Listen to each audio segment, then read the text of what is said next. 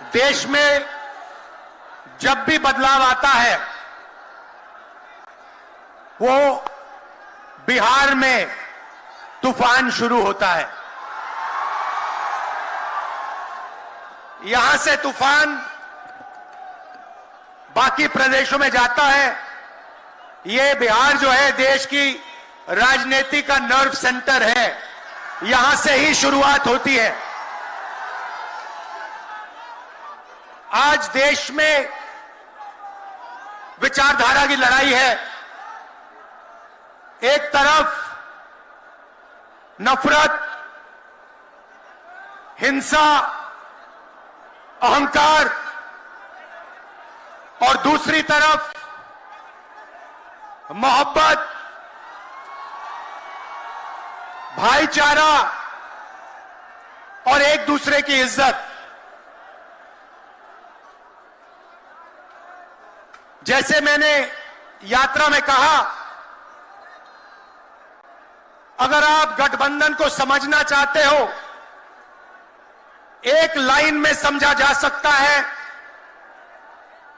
नफरत के बाजार में मोहब्बत की दुकान खोलते हैं हम।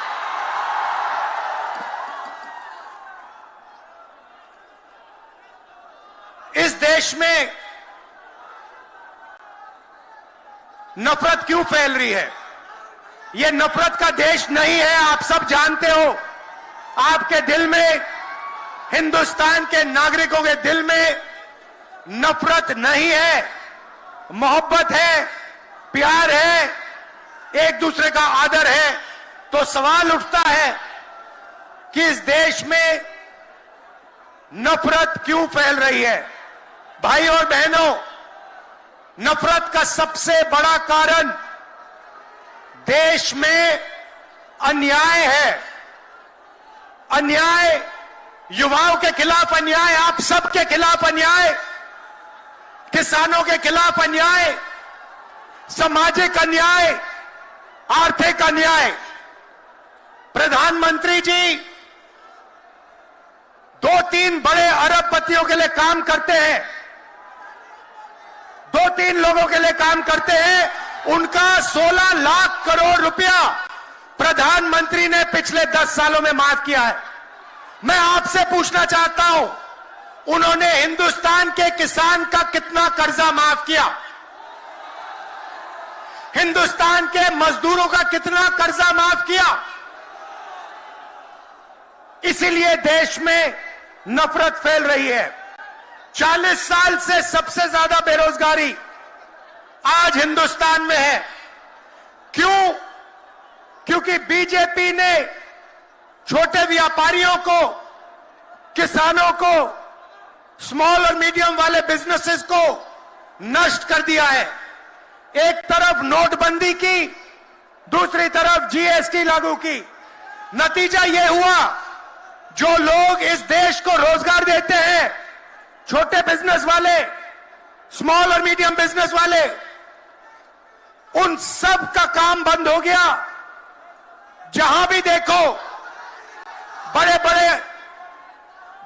बड़े उद्योगपतियों की मोनोपोली बन रही है। एक उद्योगपति के हाथ में हिंदुस्तान के सारे पोर्ट, एयरपोर्ट, इंफ्रास्ट्रक्चर, डिफेंस की इंडस्ट्री, सारी की सारी नरेंद्र मोदी जी ने एक उद्योगपति को पकड़ा दी।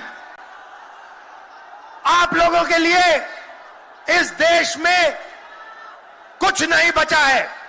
मैं आपसे सवाल पूछना चाहता हूं, इस देश में पिछड़ी जात के कितने लोग हैं? कितनी आबादी है पिछड़ी जात की? 50%। 50%। दलितों की कितनी आबादी है? 15%। आदिवासियों की कितनी आबादी है? 8%। कितनी बनती है भाई? कितनी होती है? 73% अब देखिए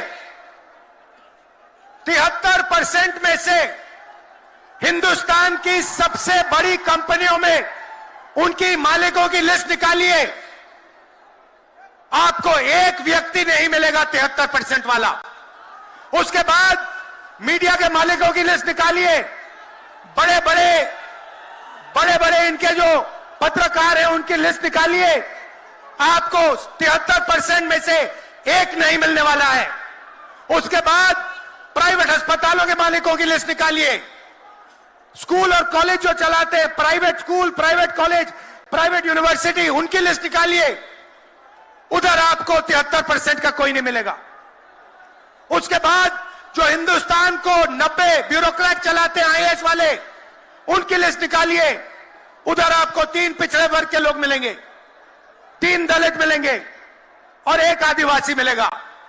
और अगर हिंदुस्तान की सरकार 100 रुपए खर्च करती है, बजट में अगर 100 रुपए खर्च होते हैं तो 73% की 6% की 6 रुपए की भागीदारी बनती है।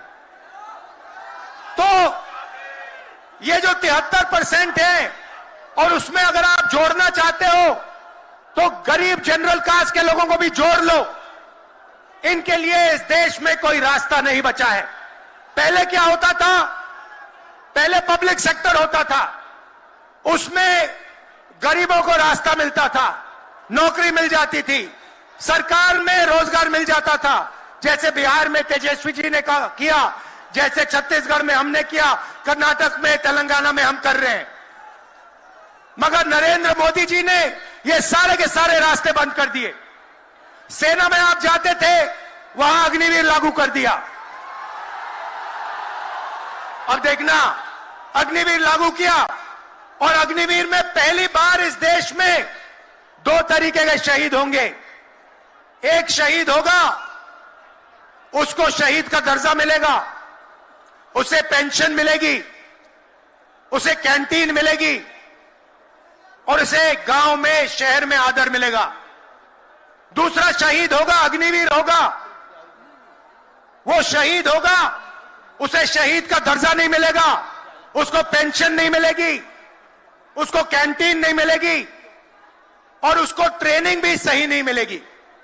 एक तरफ चाइना के सैनिक, पाकिस्तान के सैनिक सालों की ट्रेनिंग लेते हैं और हमारे युवाओं को नरेंद्र मोदी 6 महीने की ट्रेनिंग देने के बाद उनके सामने खड़े करने की कोशिश कर रहा है।